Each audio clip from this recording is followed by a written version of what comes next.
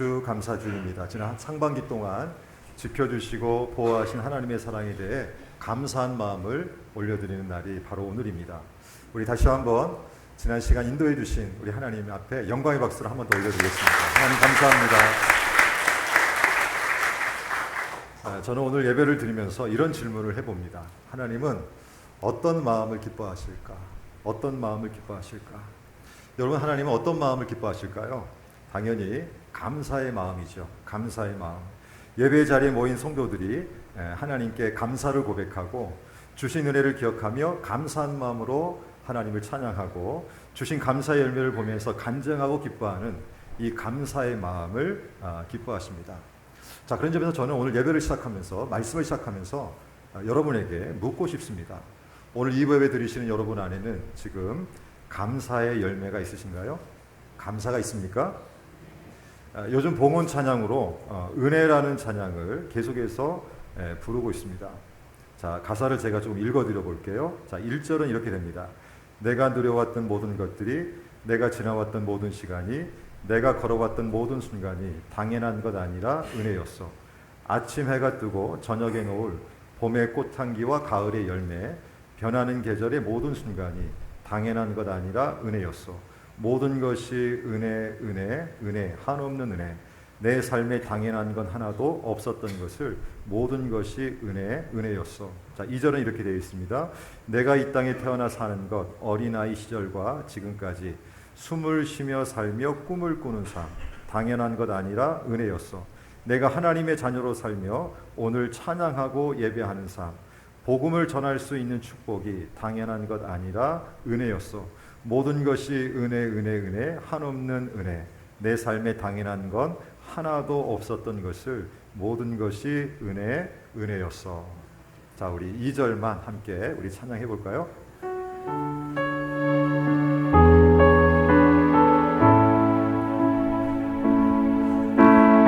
이 땅에 태어나 사는 것, 어린아이 시절과 지금까지 숨을 쉬며 살며 꿈을 꾸는 삶, 당연한 것 아니라 은혜였소. 내가 하나님의 자녀로, 내가 하나님의 자녀로 살며 오늘 찬양하고 예배하는 삶, 복음을 전할 수 있는 축복이 당연한 것 아니라 은혜였어. 모든 것이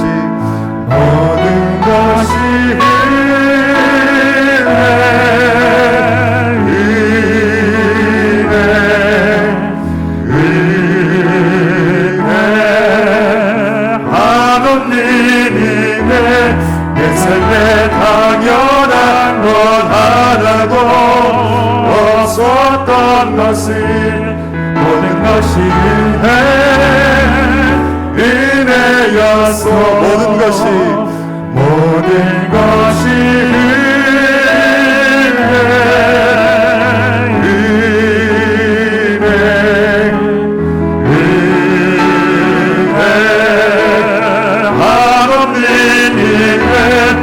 삶에 당연한 것 하나도 없었던 것을 모든 것이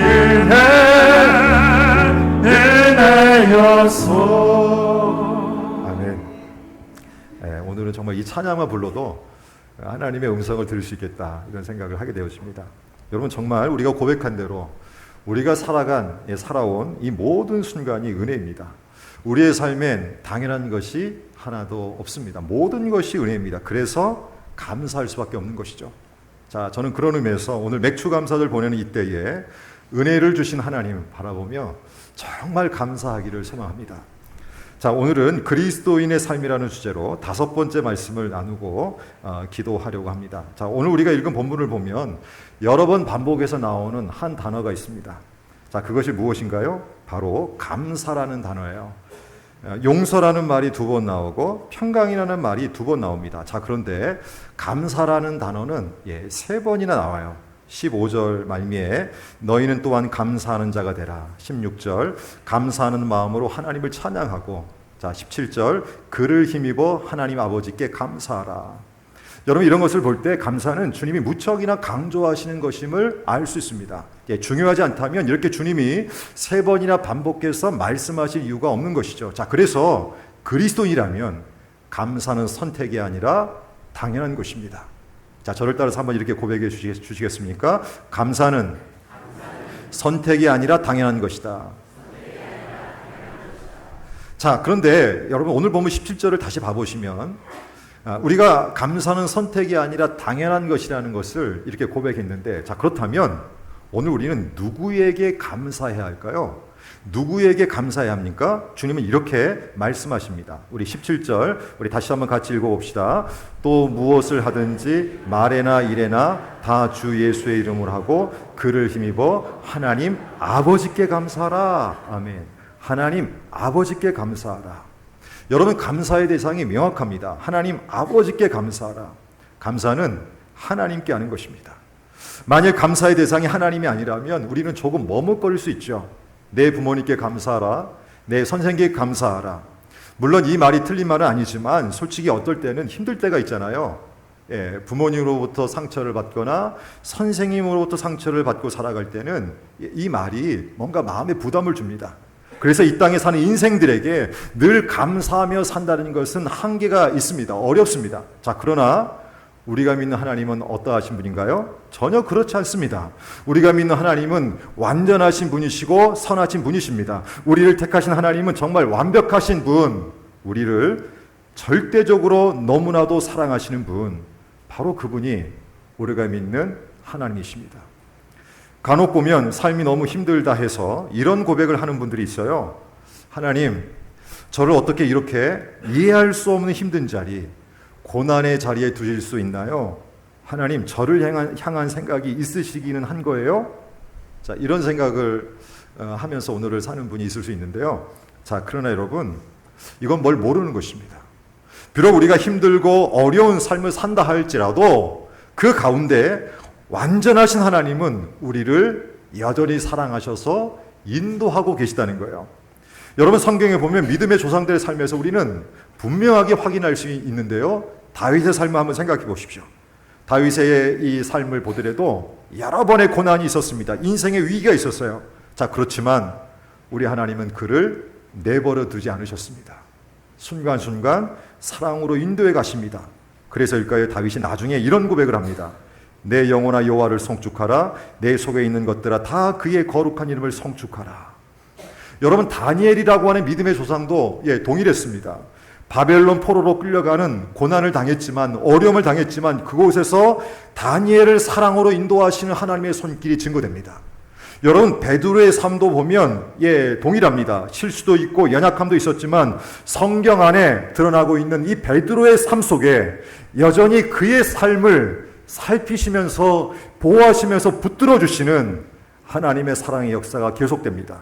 사도 요한 역시 그가 복음을 전할 때 고난도 당했지만 매 순간 실수 없이 완벽하게 삶을 다스려 주시는 주님의 손길이 그의 인생 가운데 드러납니다. 여러분, 하나님은 자녀들을 사랑으로 완전하게 인도하고 있다는 거예요. 자, 그런데 이 은혜가 오늘을 사는 우리의 삶의 자리에서도 동일하게 드러나고 있다는 것입니다. 그래서 지금 할 일이 있다면 우리의 믿음의 대상이신 하나님께 감사해야 한다는 것이죠. 또 우리의 감사의 대상이신 하나님은 오늘 본문에 아버지라고도 고백합니다. 기록하고 있습니다. 다시 17절을 보시면 하나님 아버지께 감사하라. 여러분, 우리가 믿는 하나님은 동네 아저씨가 아닙니다. 흔하게 우리가 삶을 살 때 보는 어떤 그런 인생들과 똑같지 않습니다. 갈라디아 4장 6절에 보면 우리 하나님이 이런 말씀을 주신 적이 있는데요. 같이 읽어봅시다.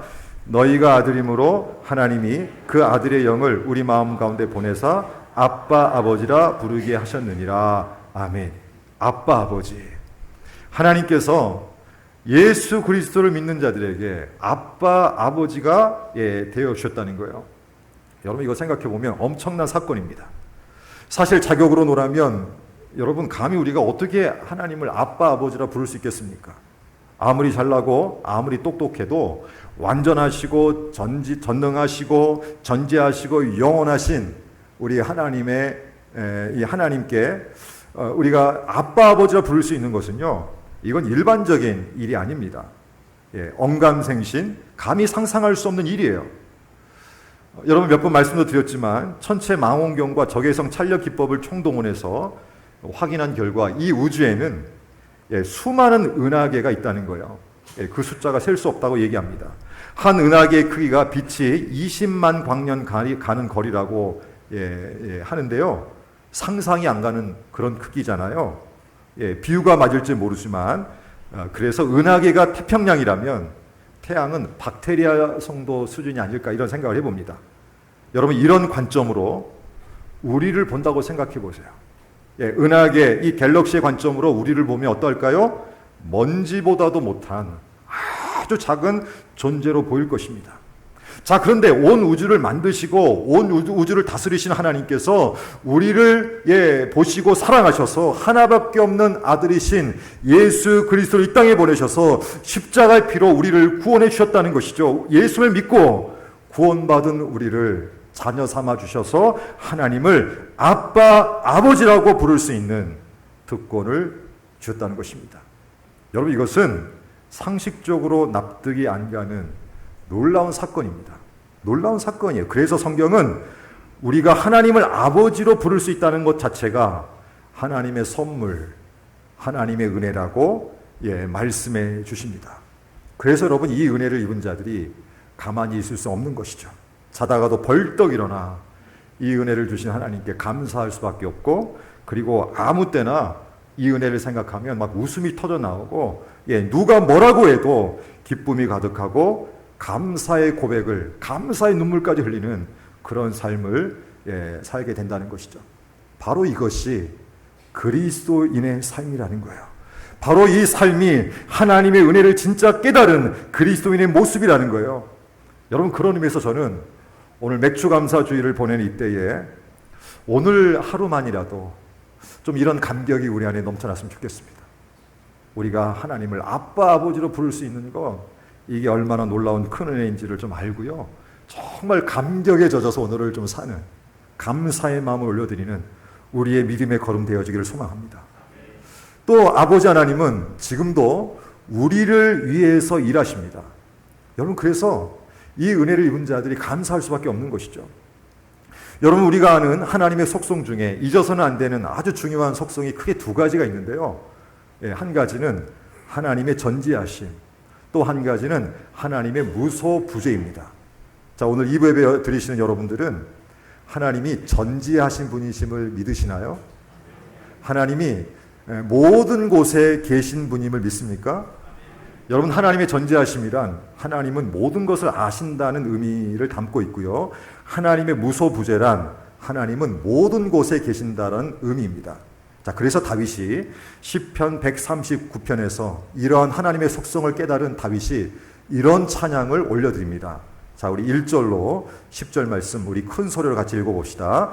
여호와여, 주께서 나를 살펴보셨으므로 나를 아시나이다. 주께서 내가 앉고 일어섬을 아시고 멀리서도 나의 생각을 밝히 아시오며 나의 모든 길과 내가 눕는 것을 살펴보셨으므로 나의 모든 행위를 익히 아시오니 여호와여, 내 혀의 말을 알지 못하시는 것이 하나도 없으시니이다. 주께서 나의 앞뒤를 둘러싸시고 내게 안수하셨나이다. 이 지식이 내게 너무 기이하니 높아서 내가 능히 미치지 못하나이다. 내가 주의 영을 떠나 어디로 가며 주의 앞에서 어디로 피하리까? 내가 하늘에 올라갈지라도 거기 계시며 수월에 내 자리를 펼지라도 거기 계시니이다. 내가 새벽 날개를 치며 바다 끝에 가서 거주할지라도 거기서도 주의 손이 나를 인도하시며 주의 오른손이 나를 붙드시리이다. 아멘. 여러분 하나님이 어떤 분이신지, 다윗은 하나님은 나를 아십니다. 내가 안고 일어섬을 아시고 나의 생각을 멀리서도 밝게 하시고 나의 모든 행위를 익게 하시고 나의 혀의 말을 알지 못하는 것이 하나도 없습니다 라고 찬양합니다. 여러분, 나보다도 나를 잘 알고 계시는 하나님, 여러분, 이 하나님 때문에 우리가 위로를 얻는 것입니다. 그리고 우리가 살아가고 있는 모든 삶의 환경에 하나님은 무소부재 함께하고 계시다는 거예요. 그래서 10절에 지금 읽은 대로 거기서도 주의 손이 나를 인도하시며 주의 오른손이 나를 붙드시리이다. 우리가 살아가는 모든 삶의 자리에 그곳이 힘들고 어려운 자리를 할지라도 거기서도 이미 함께 하셔서 주님의 손이 나를 붙들고 있고 인도하고 있다고 하는 이 고백, 이 은혜가 그래서 얼마나 놀라운지 다윗이 깨닫고요, 이 지식이 내게 너무 귀합니다 라고 찬양을 올려드리고 있습니다. 여러분, 하나님은 전지하신 분이십니다. 하나님은 우리가 사는 모든 곳에 계신다는 거예요. 자, 그런데 이 은혜도 놀라운데 더불어서 주시는 은혜는 전지하시고 무소부지하신 하나님께서 여전히 자녀들을 위해서, 예수 그리스도를 믿는 그리스도인들을 위해서 일하고 계시다는 것입니다. 우리 아버지께서 쉬지 않고 자녀들을 위해서 일하고 계시다는 거예요. 여러분, 며칠 전에 제가 저녁 무렵에 율동공원에 이렇게 산책을 하러 갔는데요. 근데 그날도 이제 날씨가 좋아서 그런지 많은 분들이 나와 있는 거예요. 그리고 어린 자녀들을 둔 가정, 우리 젊은 엄마 아빠들도 나와 있더라고요. 근데 제가 이렇게 산책을 하면서 한 아이가 눈에 들어왔는데요. 근데 이 아이가 어떤 아이였냐면 킥보드를 타는데요. 킥보드, 여러분 아세요? 예, 두 발 바퀴가 있고 그다음에 손잡이가 있고 한 발로 저어서 막 가는 건데, 근데 이 킥보드를 타는데 얼마나 잘 타는지, 제가 볼 때는 아주 작은 아이였거든요. 너무너무 잘 타는 거예요. 제가 지금까지 본 아이들 중에 최고로 잘 타는 거예요. 그래서 그 아빠에게 물어봤습니다. 아이가 몇 살이냐고 물어보니까 4살이라는 거예요. 4살밖에 안 된 아이가 그렇게 킥보드를 잘 타는데요. 이리 갔다 저리 갔다 막 다니면서 막 타는데, 근데 제가 이제 그 장면도 놀라웠는데 그 옆에 있는 아빠의 모습도 놀랍더라고요. 혹시라도 이 아이가 킥보드를 타다가 넘어질까봐, 이 아이가 진짜 킥보드를 진짜 빨리 탔는데요, 이 아빠는 더 열심히 뛰는 거예요. 혹시라도 아이가 넘어지지 않을까 해서 이 킥보드를 타고 달려가는 이 아이의 뒤를 쫓아가면서 막 숨을 헐떡거리면서 막 뛰어가는, 노심초사하면서 이리 뛰고 저리 뛰는 그 아빠의 모습을 제가 보면서 오늘 저 아빠는 운동 안 해도 되겠구나, 이런 생각이 들더라고요. 여러분, 이것이 아버지의 모습입니다.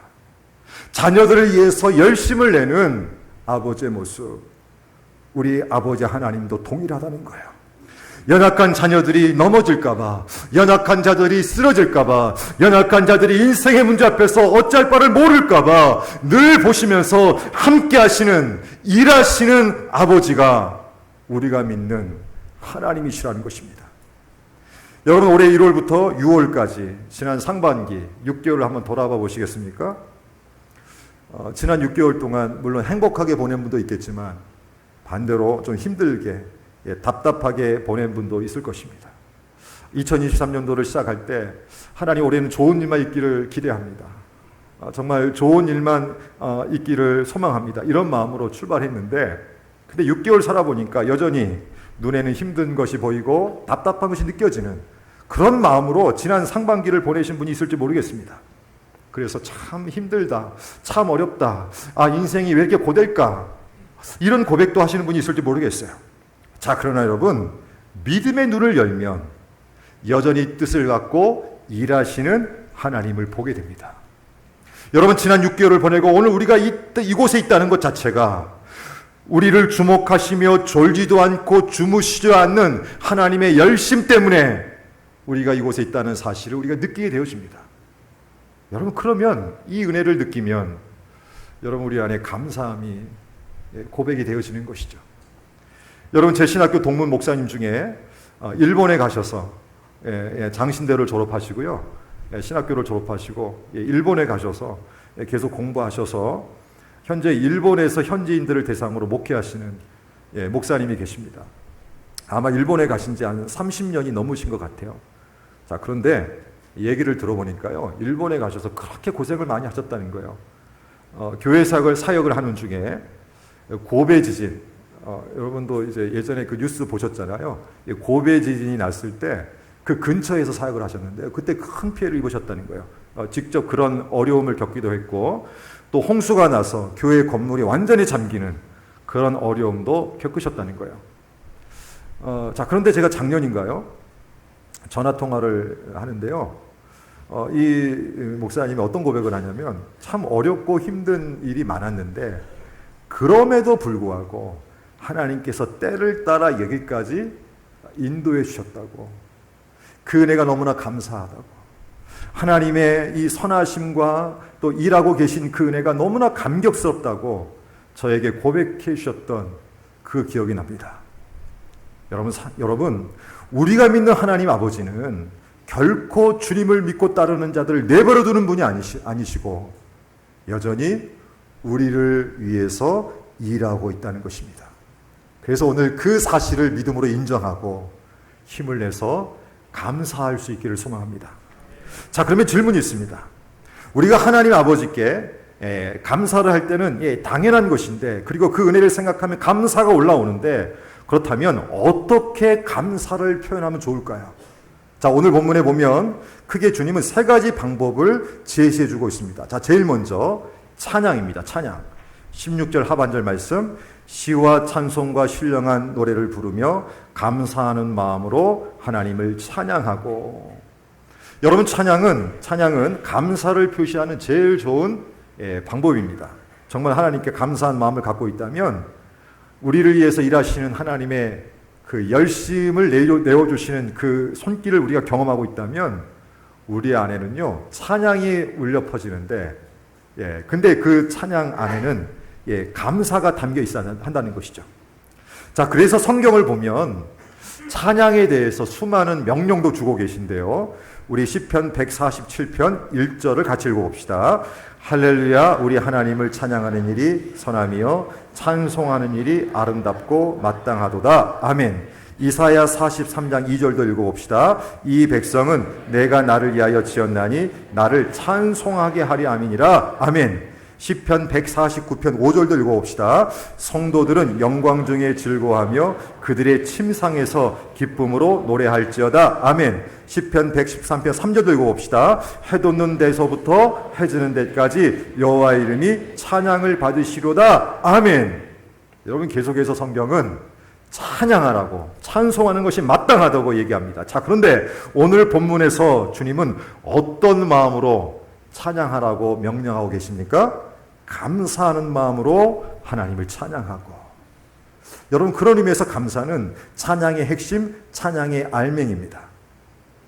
제가 오늘도 예배를 인도하면서 찬양하는 여러분들의 표정을 봐보니까요, 크게 두 가지 모습이 보여요. 한 가지는요, 밝은 모습으로 찬양하는 모습이 보입니다. 또 한 가지는요, 무표정의 찬양의 모습이 보입니다. 그러니까 표정이 거의 없어요. 마음은 그게 아니실 것 같은데 얼굴 표정만 보면 표정이 전혀 없습니다. 여러분, 놀이동산에 갔는데 그곳에서 일하는 분들이 이렇게 인사하더라고요. 제가 보니까 안녕하십니까? 이렇게 인사하는데요, 근데 대부분이 웃으면서 인사하는 거예요. 근데 안녕하십니까? 이렇게 인사하는 분들이 안녕 못한 얼굴로 인사한다고 생각해 보세요. 여러분, 그 놀이동산에 들어갈 때 되게 좀 기분이 안 좋을 것 같아요. 식당에 가면 일하는 분들이 인사를 합니다. 어서 오세요.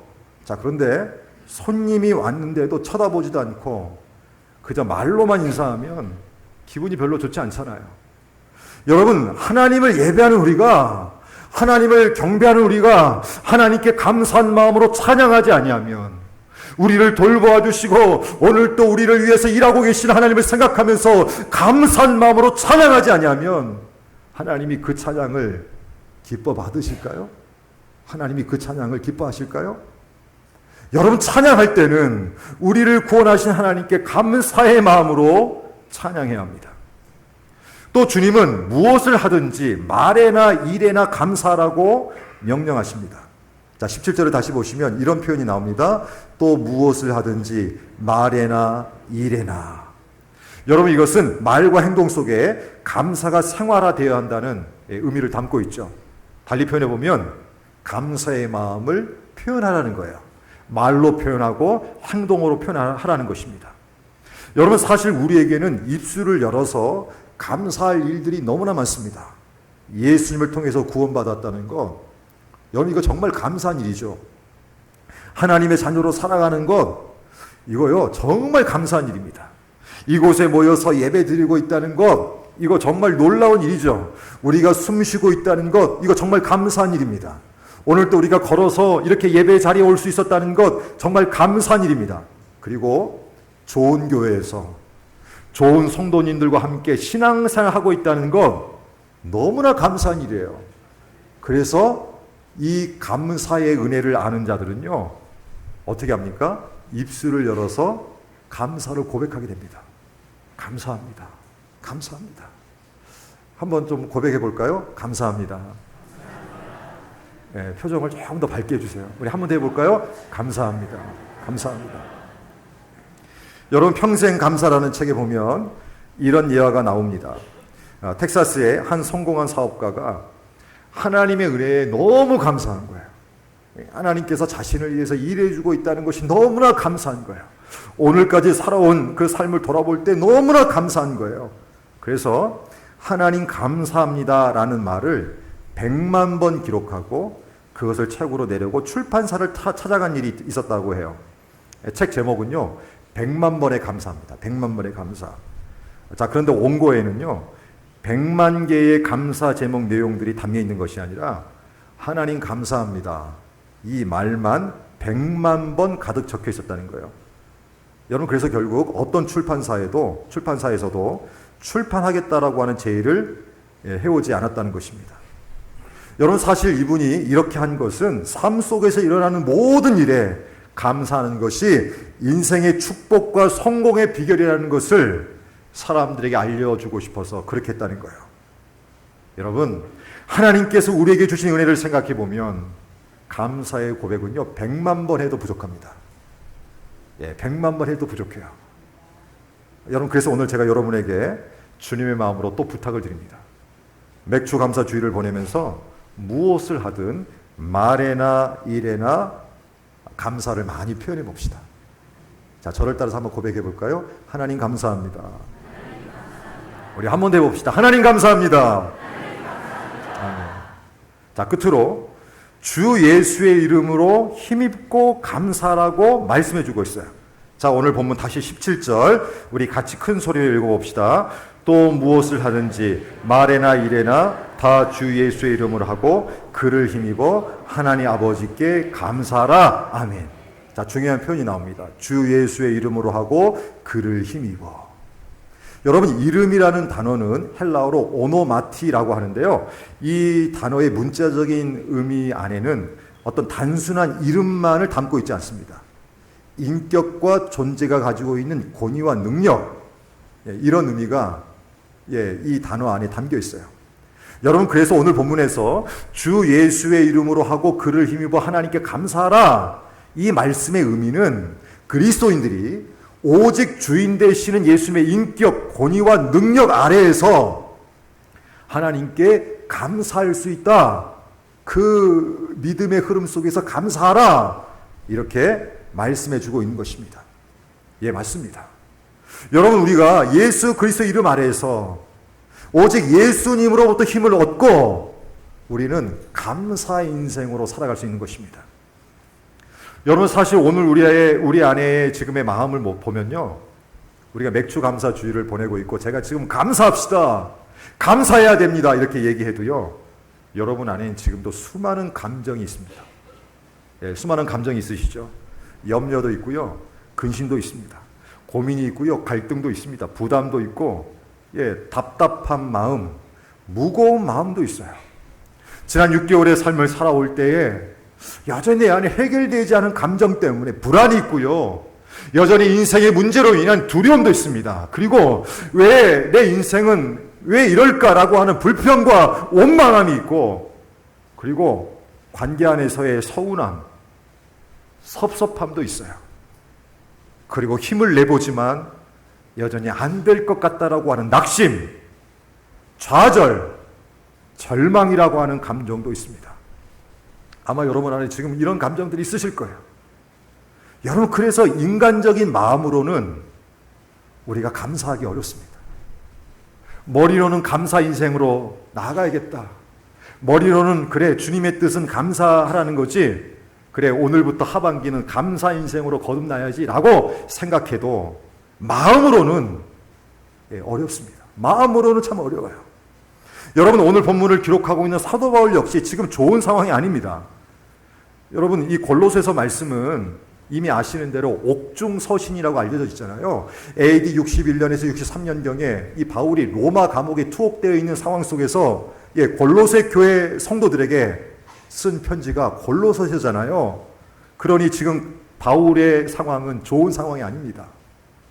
감옥에 감금되어 있는 상황, 힘든 상황, 그의 마음속에도 고민이 있고 불안이 있고 두려움도 있고 갈등도 있고 답답함도 있고 무거움도 있고 낙심과 좌절의 기운이 있는, 내일의 기약을 해볼 수 없는, 소망을 찾을 수 없는 그런 환경, 그런 곳에 그가 놓여 있다는 거예요. 자, 그런데도 바울은 지금 무엇을 얘기하고 있습니까? 무엇을 하든지 말에나 일에나 감사하라고, 하나님 아버지께 감사하라고 말하고 있어요. 여러분, 이것이 어떻게 가능했을까요? 여러분, 사도 바울과 해서 우리하고 다른 인생이 아닙니다. 우리와 성정이 같은 성품과 기질을 똑같이 갖고 있는 인생입니다. 그럼에도 불구하고 바울은 힘겹고 어려운 환경 속에 있지만 여전히 감사하면서 감사하라고, 하나님 아버지께 감사하라고 외치고 있습니다. 여러분, 이것이 어떻게 가능했을까요? 오늘 17절에 바울은 이렇게 얘기합니다. 주 예수의 이름으로 하고 그를 힘입어. 주 예수의 이름으로 하고 그를 힘입어. 주 예수의 이름을 부여잡고 예수 그리스도로도 공급되어지는 힘을 입게 되어지면 환경을 넘어서는, 고민을 넘어서는, 불평을 넘어서는, 낙심과 좌절과 염려를 넘어서는 감사의 걸음을 걸을 수 있다는 거예요. 그래서 바울을 통해서 주님이 주 예수의 이름으로 하고 그를 힘입어 하나님 아버지께 감사하라, 이렇게 명령하고 있는 것입니다. 사랑하는 성도 여러분, 오늘 우리 모두 지금도 우리의 삶의 자리에 함께 계신 주님 바라보며 그의 이름 부여잡고 주님으로부터 공급되어지는 은혜를 입으면서 소망하면서 감사한 걸음을 걷기를 주님의 이름으로 축복합니다. 여러분, 저는 저희 부모님이 지금 건강이 좀 좋지 않으신데요. 작년 1월에 저희 아버님이 암 수술을 하셨어요. 근데 그 몇 년 전에도 어려운 암 수술을 하셨다가 작년 1월에 또 악성암 때문에 수술을 하셨습니다. 어려운 수술을 하셨는데, 근데 지금도 암세포가 몸에 있습니다. 얼마 전에도 병원 가셔서 검사를 했더니 지금 몸 안에 이제 암세포가 계속 다니는데요. 이게 이제 어디에 딱 붙으면 이게 이제 그쪽 암이 되는 거예요. 그래서 지금도 이제 병원 가서 치료 받으시고 항암약을 드시면서 계속해서 생활하십니다. 그러니까 이제 몸이 계속 좀 마른 상태이셔요. 말라 있는 상태이시고, 저희 어머니도 건강이 그렇게 좋지 않으십니다. 며칠 전에 병원에 모시고 제가 다녀오기도 했는데요. 제가 한국에 오니까 신경 쓸 일이 생기더라고요. 미국에 있을 때는 멀리 있으니까 몸으로는 덜 신경 썼는데 이제 가까이 오니까 이제 부모님을 좀 더 신경 써야겠다 이런 생각을 갖게 되는데, 자, 그런데도 부모님이 며칠 전에 제가 어머님 모시고 병원에 이제 다녀오면서 저희 어머니가 이런 고백을 하는 거예요. 하나님 은혜 참 감사하다. 하나님 은혜 참 감사하다. 여러분, 제가 그 이야기를 듣는데요, 여전히 제 안에는 좀 걱정이 많거든요. 연로하신 부모님, 그것도 건강이 안 좋으시니까 앞으로 어떻게 감당할까, 어떻게 앞으로 이제 여러 일들을 또 해야 되나, 이런저런 생각이 참 많았는데, 근데 이제 어머니의 고백 속에서 하나님 은혜 참 감사하다 이 얘기가 제 마음에 들리니까요, 순간 제 마음도 감사함이 생기는 거예요. 몸이 불편하신 상황인데도 하나님의 은혜에 저렇게 감사할 수 있는 부모가 있다는 게 감사하구나, 이런 생각이 올라오더라고요. 여러분, 감사함은 파장을 일으킵니다. 파장을 일으킨다는 거예요. 내가 감사하면 옆 사람도 감사의 걸음을 걷는다는 거예요. 가정에서 내가 감사하면 사랑하는 가족들도 감사의 이 은혜를 입게 되어진다는 것입니다. 교회에서 성도들 안에 감사가 넘치면 그 교회는 감사의 열매로 새로워진다는 거예요. 그래서 감사 많이 하는 가정, 감사 많이 하는 교회가 다른 삶을 사는 것입니다. 저는 오늘 우리의 가정과 우리 교회 안에 맥주 감사주의를 보내면서 2023년도 하반기를 시작하는 지금 이 시간에 정말 감사의 고백이 터져나와 온 교회 안에 풍성한 감사의 열매가 드러나는 우리의 삶이 되어지길 소망합니다. 끝으로 우리 짧은 영상 하나 보겠습니다. 우리 가사를 잘 여러분들이 보십시오.